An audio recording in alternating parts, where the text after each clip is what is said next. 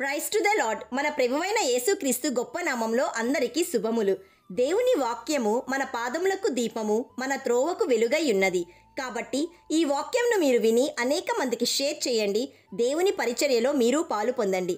ఈరోజు దేవుని వాక్యంను చదువుకుందాం. యోహాను సువార్త 1వ అధ్యాయము 1వ వచనము. ఆదియందు వాక్యముండెను, వాక్యము దేవుని యొద్ద ఉండెను, వాక్యము దేవుడై ఉండెను. John chapter 1 verse 1. In the beginning was the word, and the word was with God, and the word was God. ప్రియ సహోదరి సహోదరుడా, ఆదియందు వాక్యముండెను, వాక్యము దేవుని యొద్ద ఉండెను, వాక్యము దేవుడై ఉండెను. ఇక్కడ దేవుడు వాక్యమై ఉన్నాడు కాబట్టి ఆ వాక్యాన్ని మనం ధ్యానించి మన హృదయంలో నింపుకున్నప్పుడు మనము నోరు తెరిస్తే వాక్యమే మన నోటి నుండి వస్తుంది. అయితే వాక్యము ఎందుకు నేర్చుకోవాలి, ఎందుకు ధ్యానించాలి? ప్రియ దేవుని బిడ్డ, వాక్యమును నీవు కలిగి ఉంటే సాతాను ఎంత ప్రయత్నించినా నిన్ను తన వైపుకు లాక్కోలేడు. దేవుని వాక్యం నీవు కలిగి ఉంటే నీవు స్థిరముగా ఉంటావు. దేవుని వాక్యం అంటేనే దేవుని స్వరం. ఆయన స్వరం విన్నవాళ్లంతా ఆయన వెంట వెళతారు. నీవు దేవుని వాక్యంలో ఉంటూ ఆయన స్వరం వింటూ ఉన్నప్పుడు నిన్ను దేవుని దగ్గర నుండి ఎవ్వరూ అపహరింపలేరు. అత్యధిక శక్తిగల దేవుని బాహువుల్లో ఉంటావు కాబట్టి ఏ దుష్టుడు నిన్ను లాక్కోలేడు.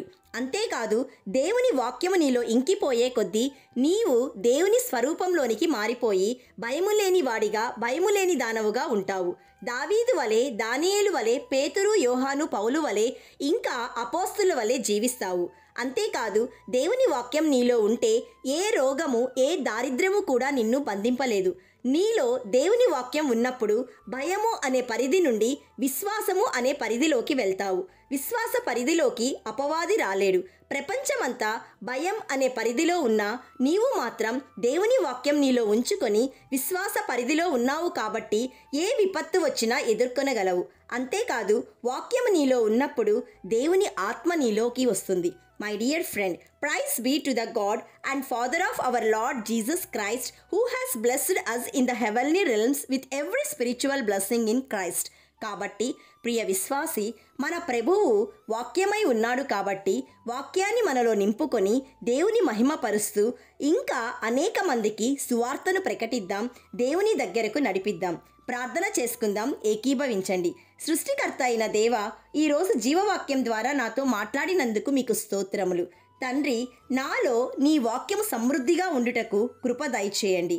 నీ వాక్యమే నన్ను విశ్వాస పరిధిలోకి నడిపిస్తుంది.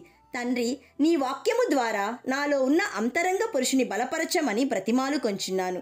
ఈరోజు వాక్యం వింటున్న ప్రతి ఒక్కరూ నీ మాటను అంగీకరిస్తూ బ్రతుకుటకు కృప దయచేయుమని మహోన్నతుడైన యేసయ్య నామంలో అడుగుచున్నాము తండ్రి. ఆమెన్. God bless you.